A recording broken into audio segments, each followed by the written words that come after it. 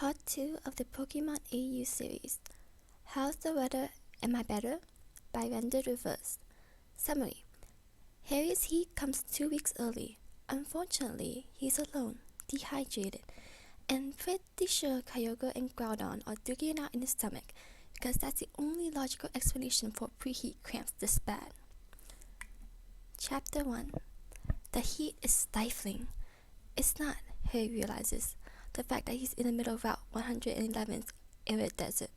Yes, he has sand in places no one ever really wants sand in. And yes, the sun is eating through his clothes at the speed of a whirlpool. But that's normal. Considering the wide array of environments in Hoenn alone, Pokemon trainers have to get comfortable with being uncomfortable. It's a survival skill. The desert is normal. Harry? Harry is not. Normal. Well, he is, but his body sure isn't. His knees go weak, so he sits down. His stomach feels weird, so he hugs it. His throat feels like he just swallowed sandpaper, but there's nothing he can do about that one. The dry heat in the air isn't what's making his cheeks redden and his toes curl. That's something else, he thinks. The sticking feeling of realizing, oh, Osseous, that's not good, comes upon him all at once, like he's just stepped in a puddle of quicksand, and it's his feet, and then his legs and hips, and oh, this is not good. The heat inside of him is stifling. Harry whines, resting his head on his knees. Alright, okay, first step. Sit here and wait for... Harry startles. No, that's not good. That is definitely not good. Bad, so bad. Waiting is the last thing he wants to do. No, the first step is to get the hell out of here, because the last place he wants to go into heat is inside a crumbling tower in the middle of nowhere. He tries to stand, winces at his stomach, gives a pang of protest, and squats instead. Cramps. Starting out a heat with cramps is never a good sign for Harry. Pre-cramps precede bouts of hopeless crying, stress eating, rampant mood fluctuations, and generally having a shitty time. His heat is 2 weeks early, and he's alone and dehydrated, and now he has cramps. This sucks, Harry says, or at least he tries. It comes out garbled and ends in the sound of a dying whale mix. If the whale was shriveled up and heaving in the middle of a desert, that is. Alpha, Harry thinks, not so much as an epiphany, but as this is the solution to all my problems, and why is he not here? I need him, I want him, He slaps himself for that one. Stupid Harry. He hasn't got an alpha right now, and he shouldn't want one. They're fighting. It doesn't matter, he can't remember what they're fighting about. His stomach is trying to eat itself, and that's a little more important. They're stubborn, and they're fighting, and Tom would rather kick him off a cliff than help him through his heat. Harry is sure Tom is petty like that. Maybe if I apologized. Whoa, wait just a minute. Wait just a damn minute. He did not just think that. Harry slaps himself again, the sting of the impact blessing his mind with brief clarity. He's pretty sure that before he made the executive decision to go research the desert ruins, completely independent of the fight, of course, he was right and Tom was wrong. He shouldn't be the one apologizing. Tom should. Never mind the fact that Harry turned off his Pokénav, so it's not like Tom can apologize anyway. But come on, it's Tom he's talking about. Tom never apologized for anything, period. So it's not like Harry's Pokénav would have gotten any calls. His stomach chooses precisely this moment to stab his ribs. Harry would not be surprised if his thought somehow moved to his gut and jackknifed back up into his ribcage, because that would explain why his cramps just adopted a pulse. Life sucks. Harry succumbs to the urge to curl up on the ground and squeezes his eyes shut. The small bursts of pain from his nails dig into his skin and helps a little. Maybe. He's not actually sure. Groudon and Kyogre are duking out in his stomach. He can be forgiven if he's not sure a little scratch attack did not any damage or not. Harry wants a bed, 20 blankets, and 5,000 pillows. Also, Laveridge Hot Springs sounds pretty good right now, and he'd fight someone for Marville ramen bowl. More than anything, he just wants to go home. Home to Lady Cove, to the penthouse, to the familiar scents and the perfectly maintained thermostat, because Tom is as prissy as an adolescent kitty. Don't be fooled by the Mr. Perfect Pokemon champion facade. He wants to bury his face in Tom's neck and cry it all out, but Tom doesn't like weak sobbing omegas. He's already emotionally constipated enough for the both of them. Or maybe not both, because Harry's pretty sure them doesn't exist anymore. His head does the dizzy thing where he'd rather not breathe, but feeling's kind of important to live. So his breath comes out shallow and his head feels like a balloon. Yeah, that dizzy thing. There's a game of dodgeball going on in his stomach right now, and none of the players are being hit. Harry quotes out an Altaria, the weight of a Pokeball familiar in his hand. She presents herself with white light and a soft cry before Harry feels a soft fluff of her plumage brush against his face. "Get me out of here," he slurs, blind as he fumbles for her neck. Somehow he makes it onto her back, and somehow they get out of the ruins. It's only when he's got the wind in his ears and sand on his tongue that Harry figures it's probably better for his health if he sleeps. Preferably forever, but if it's just until the end of this heat, he'll take that too. The rest of the flight is a blur.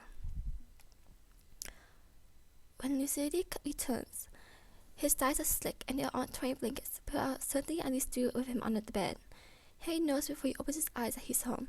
The sheets smell like Harry and Tom, a brand of perfume made by mixing their colognes, shampoo, and fabric softener all in one. "Alpha," Harry thinks, whining again before he regains his wits. The rest of the sound he muffles by burying his head into the pillow beneath, but it might have just made it worse. The pillow smells like Tom. He's evidently sleeping on the wrong side of the bed. He wonders how he got here. The answer comes, as most things do during his heat, suddenly. Altaria, he recalls first, the desert ruins long left behind. She's not here at the moment, which is odd, but not impossible. Tom probably loves his Pokemon more than Harry. The house only naturally has a skylight their flying Pokemon can operate. Sometimes Altaria just sits there and bathes, though Harry doubts she's doing that right now. She's a sweet little thing he raised from a swab-blued egg. No way she'd leave him to wallow in his own slick and distress. The uneasy rumbling of his stomach makes Harry wince. He's gone through this often enough that he knows one wrong move will set his cramps off again, and he hasn't even gotten to the bouts of hopeless crying yet. Still, there's a more pressing matter than that. Harry doesn't know whether Tom is home or not. Judging from the window, it's the middle of the day. Odds are he's at work, like all diligent, pretending to be an upsetting role model Pokemon champions are. That's... Harry's stomach does a little flip and his heart throbs in applause. That's good. The bed is too big and his throat is too dry. That's his excuse for getting up. His slippers are misplaced somewhere in the apartment, so Harry doesn't bother looking for them and rattles to the kitchen. He keeps an ear out for any noise, but as far as he can tell, no one's home. His trousers are uncomfortably cold and slick, but Harry is too fatigued to even think about wiping himself down. He fills up a glass of water, chugs it, and fills up again. It's chilled, which is great for his throat but terrible for his stomach. Harry thinks about drinking a third cup, but ultimately decides against it. He grabs a few room temperature water bottles instead. They're from a packed block in preparation for his heat, he thinks, frustrated and lonely. They are standing in the middle of an impeccably clean kitchen, 3 water bottles in his hand, and inside of his pants wet with vanilla liquid. Harry ducks his head. He acts like the motion will move him further away from the sting in his nostrils, but all it manages to do is further inside his tears. Here comes the hopeless crying, he thinks. Mind is associated from his own feelings. No, that's not completely true. This time he thinks he knows what brought it on. It's funny what staring at something can make him do. Maybe it's his heat, maybe it's the biology, maybe just Harry. But looking at the unopened pack of water bottles made him wonder, does he even belong here anymore? Harry sniffs. The pain in his stomach has left with the coming of his tears. It leaves his body feeling tender and fragile all over. The line of thinking only leads him to the inevitable question of what he'll do when Tom comes back from work. Tom will kick him out, Harry's sure. They could probably get into a little bag though for it, considering Harry pays his share of the rent and all. But that's not the point. Tom wouldn't want him here anymore, even when he's in Omega and Heat. Fancy that, an Alpha rejecting Omega and Heat. Nothing could possibly be more humiliating than that. Tom, the jerk, would probably get off on it. Harry's breath comes out jagged and harsh. Each inhale spent trying to restrain his tears. Each exhale spent stifling a sob. He's so stupid. What is he even doing? Acting like he can just grab a few supplies and go back to the bedroom. He can't spend his heat here. He can't. Can't nest here. Can't bury himself in Tom's old clothes and blankets that smell like them. At some point, Harry drops the water bottles. He doesn't pay attention to where they roll away on the tile floor, just that eventually the sound he makes stops. He's displaced in his own home, and it suddenly feels like he doesn't have the right to move. He's a guest, a stranger, maybe not even that, an intruder, yes, a trespasser. He isn't supposed to be here. It's been 5 days since their fight. 5 days since he's walked out the door with supplies packed for Route 111. Tom hadn't been there when he left. He was at the lead all the way in Evergrande City because he hadn't wanted to see Harry's face anymore, and honestly, Harry didn't want to see him at that time either. It's been 5 days. Not long enough for his sense to disappear completely, but certainly long enough to be a bit stale. Even then, the Harry of 5 days ago isn't the Harry that's here now. The Harry of the present is no more than what he is, a weak, sobbing, pathetic Omega. He has let his biology define him, drag him back to the home of an elf who no longer wants him. It has made him yearn for something that he no longer has. Something I don't deserve. The thought is fleeting and wrong. The cellular trick spot on that behaves with greed and loneliness, but Harry is too exhausted to slap himself out of it anymore. He curls up in the kitchen and cries. The thing that brings Harry out of his near catatonic state is an insistent nudging at his back. Whatever it is, it's warm, and Harry, devoid of warmth, was so full of heat ever since he left the bed, instinctually rolls over to get closer to it. Something wet licks at it, trying to attract him in his face. Harry uncurls one of his arms and reaches out. Absol, he croaks, stroking her soft white fur. Absol presses closer and rumbles. She's Tom's Pokemon. The meaning of that is lost to Harry's exhausted mind until he hears the sound of someone running. The footsteps are loud on the floor, wood flooring, muffled but loud in each collision. Thump, thump, thump, thump, thump. Harry's breath hitches. He buries his face in Absol's fur. Maybe it's not Tom. Maybe he won't see. Maybe Harry will be allowed to stay here a little bit longer. Hey, Tom says, breathless. He doesn't look up. In fact, Harry tightens his grip on Absol and ducks his head a little lower. To be honest, there's a 50-50 chance he'll start crying again if he does anything else. Maybe his hands are shaking. Maybe because he doesn't know. Is it his hands or his entire body? One is more embarrassing than the other, Harry supposes. Tom moves closer, his previously loud footsteps now silent in the kitchen. That's the usual grace he's supposed to move in, Harry thinks. Like a predator, as a viper, all slither and no step. This return to normalcy makes one thing clear to him. He is about to be kicked out. Hey, Tom says again, and he's much closer this time. By the direction of his voice, Harry almost wants to say he's kneeling, but that makes him feel even worse, so he curls on Abs in a bid to play pretend for a little while longer. There's a pause, the sound of a brush of cloth, and an Absol growls. It's jarring enough to make Harry startle. He doesn't open his eyes, but he does flinch back. He takes a second longer to realize the one Absol is growling at isn't him. It's Tom. Tom, her trainer, Tom. That really can't be right. Harry makes the mistake of shifting his face away. The familiar scent of his apple makes him whine. Here, he thinks, and distressed. Why? Down, Tom says, and his voice is sharp. Harry instinctually obeys. He lets go of Absol and instead curls onto himself. Oh, he thinks, detached. So it isn't my hands after all. His entire body is trembling. Absol growls again, shorter this time, and then Harry can feel her warmth move away. He's tempted to reach out again for her, but all that does is make him hold himself even tighter. Tom's scent is a jumble, sharp like his previous command, but bitter as well. And there's an overpowering smell of salt from the ocean like he just taken a dive in it.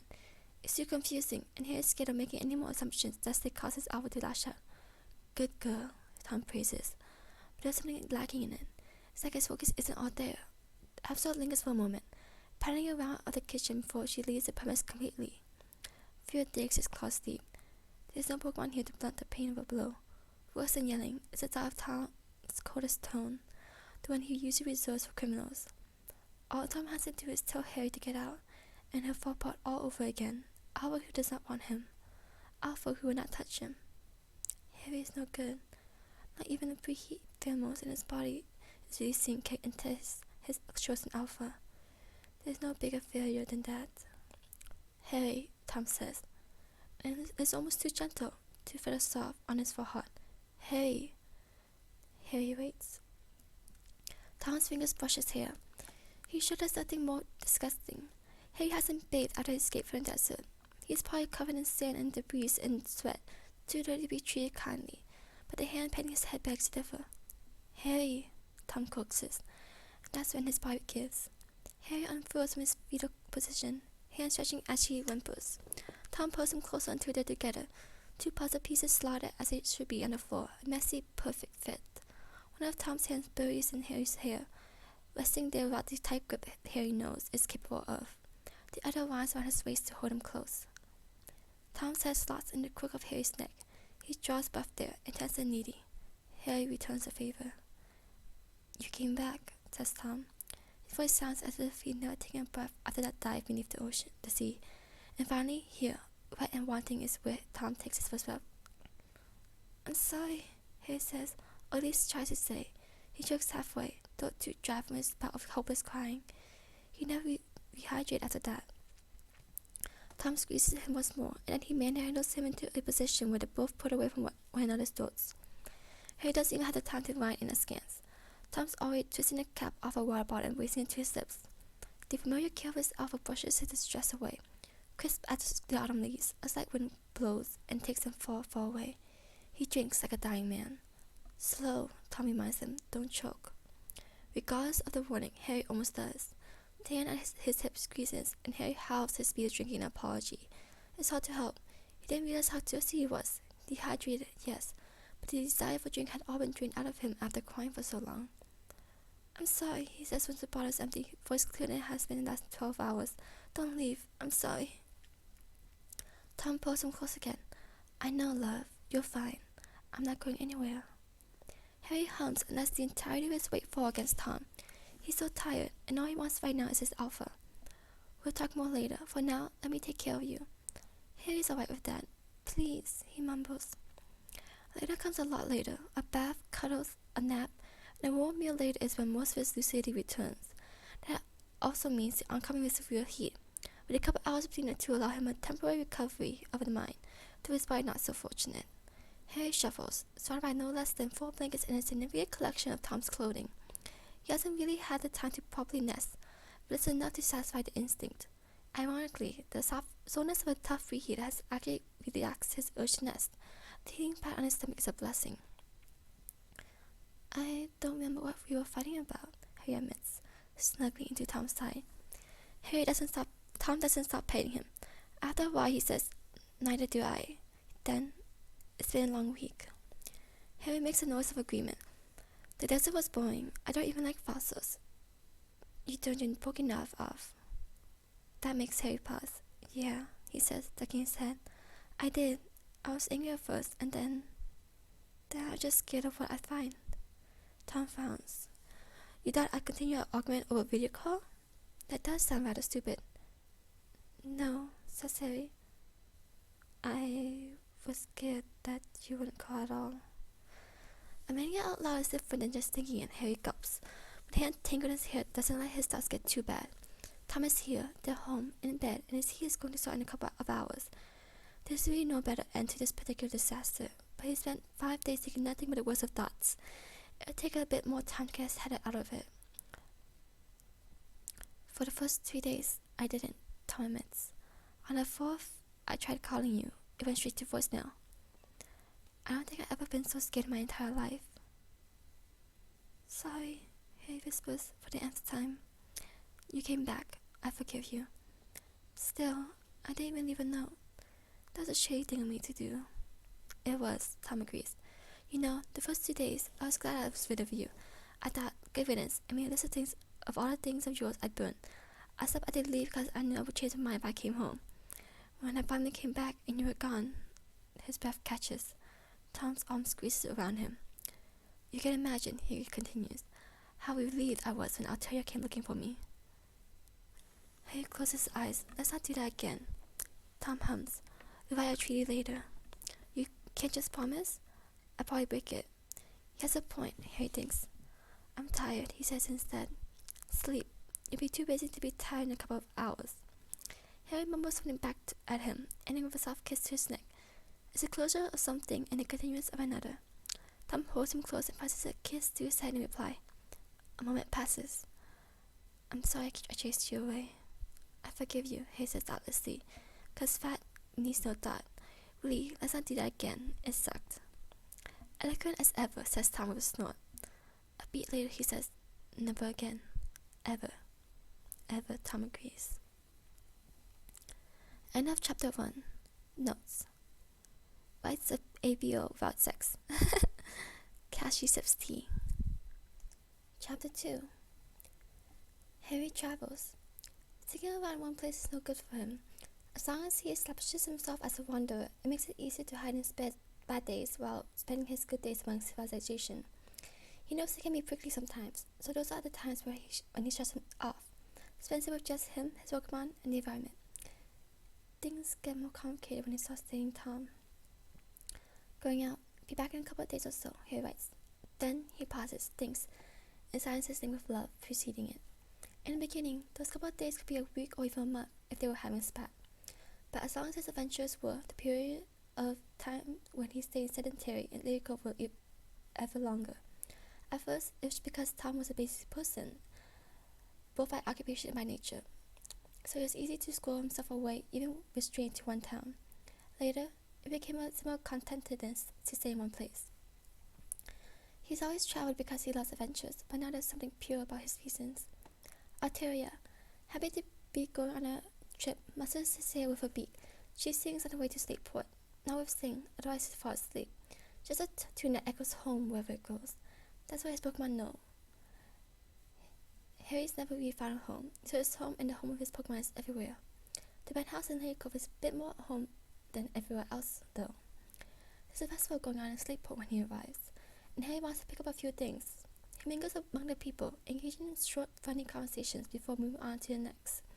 The instant stall lacks a crowd, so Harry takes advantage of it and spends a while testing the different scents. Careful to choose smells that don't offend either him or Tom. He picks out some limited edition stationery as well. Postcards meant for his Nova friends, letterheads meant for longer postage Johto, and, because he has poor impulse control, a bottle of glittery gold ink for his Knock Owl fountain pen. Tom likes to write too. His handwriting is the envy of every letter writer ever, but for some reason he only uses black ink, so if Harry ever wants to write in another color, it's up to him to buy it. Because he has been saving up some disposable income, especially for this trip, Harry doesn't worry too much about the state of his wallet. He buys a reversible Phoebus Melodic silk scarf for a simian friend of his, a pair of marie wool gopin socks for Tom, which Harry will make sure he wears, somehow, and a Weather Institute Pokeball Series Dive Ball Banana for his personal collection. Instead of on his head, Harry likes to wear them as scarves. They're versatile in a pickle, serving as anything between a face mask to a bandage, though hopefully not the last one.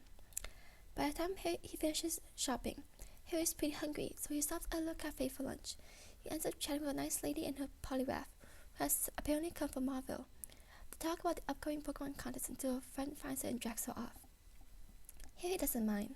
He lets his Pokemon out for a snack, careful to do it in a more secluded area. The risk of being challenged to a battle is ever present, especially because Festival Day means other trainers running in from who knows where. When his guy starts to blend colors, he heads for the beach and signs up for a small competition.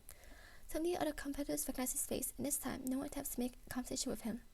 Harry is used to it. The theme of the competition is, of course, water tights, which matches tomorrow's Pokemon contest. There's complimentary drinks after each battle, a nurse from the Pokemon Center on standby, and casual trash talk scattered among the audience. Harry ignores every mention of his name, and he ignores fingers to point out to oblivious friends. He'd be lying if he said he wasn't annoyed, but the consequences of being Hoen's Pokemon chairman don't go away just because he wants them to. All he can do is swipe the floor with his partner, and when people insult him to do that, well, at least he knows he's done his best to his own merits. That's life. Ready for some exercise, Empoleon? Immediately upon release, Empoleon sends a nasty glare to his whispering onlookers. Harry strides forward and takes his place on the makeshift stage, expecting his partner to follow. Let's have a good battle, his opponent says. Harry smiles back. Yes, let's. It's the only funny thing he does. He and Empoleon defeat the opponent's Seadra in just a few calculated moves. Harry likes banning as much as the next person, but it does become something of a hassle sometimes. After a few lessons learned in the beginning of his relationship with Tom, mostly just battles with sore losers, setting unfair advantage to private instruction from the champion. He mostly kept to competitions that include professional trainers, though he himself isn't registered as one. It's mostly to have fun while earning money. A handful of matches later, he and Empoleon are declared the victors. 30,000 Pokédolls is a nice little nugget for his troubles, and as for the Booper Beach Tower, he's been looking for a new tower anyway. It's a little big for home usage, but Tom has a fancy washing machine that will handle it. Hey, good match. When you said your name was Harry, I didn't think you were the Harry Potter. Harry smiles wryly. He's not surprised. Tom makes sure the word notes they're very much exclusive, and Alpha Omega pairs in particular are expected to be something permanent, regardless of reality. Technically we are, Harry reminds himself. They're serious, just about the marriage discussion. Yet. His stomach flips. Yet. You're a big help during the Meteor Falls landslide. Harry blinks. I wasn't there personally, but my brother Bill was. He said it would have taken ages to clear that cave in if it wasn't for your Empoleon, Jenny continues. Thanks, Harry says reflexively. Your brother's Bill? Bill Weasley? Ginny beams. Yep, that's him. Hey, you said you're staying for the rest of the festival, right? Care for a battle tomorrow? Polygraph versus Empoleon. I don't take any challenges, sorry. Harry watches her shoulders sag. Oh, says Ginny. Okay, sorry for being so forward. It's just, you really makes me watch out there. I thought you were a trainer, especially because of the previous conversation, of course. They've been talking about Pokemon contests, but the focus had been battles after the appeals. It's not you, he quickly assures her. It's just principle. I don't really do impromptu battles anymore. Oh. Ginny pauses, and when she looks up at him again, her eyes are shining. What about a spa then? No prize money on the table, just a friendly workout session. I'm pretty broke anyway. Wouldn't have much to offer if we did battle for real. Empoleon, as per usual, is non-commental beside him, but Harry can tell the battles of previous were no more than flexing his muscles. Ginny's polygraph looks pretty strong. I guess someone other than Tom or a league member would be a good change of pace. There really is no harm in it. Sure, Harry says. Thank you. I'm so excited. Tomorrow at 8 a.m. about 110. Then maybe afterwards you can go see the contest together? That's a good idea, Harry agrees. See you then. They part ways, and Harry wanders over to the emptier side of the beach, further from town. He spends the rest of the day with his Pokemon until the air gets too cold and they're forced to head back. The spot ends in Harry's favor, though Ginny puts up a good fight. They grab some drinks together before heading over to the contest hall, where Ginny reveals that her friend Gabrielle is the competing coordinator. Sometime during the appeals, Ginny leans close enough that her hair is brushing his shoulder. It's so close that, even though Harry's on heat, he can smell an underlying alpha scent beneath her perfume. He instinctually leans away, and Ginny doesn't try again. Gabrielle comes in third, an impressive feat for her age, especially considering the seasoned coordinators she's up against. Harry genuinely applauds when she and her male accept the ribbon. They meet up behind the contest hall afterward. A tall blonde woman stands beside her, coming by. Wait a second, is that Tom? Harry says. Gabrielle, you did so great, Ginny exclaims, running ahead to embrace her friend. Tom's gaze slides over her head and zeroes in on Harry. Why, this is unexpected, he says. Suppose I should have known you'd go through something like this. Harry finally sighs. This is unexpected, he parrots. Shouldn't you be at work, spearheading Bramwell protection laws or something? Or something, parrots Tom back. He places their hands together, which now fails to make Harry smile. I was in Duford, actually, when I encountered Mademoiselle Delacour and heard about the Stateport Festival. Reminded they aren't alone, Harry turns around only to flush under all three pairs of eyes.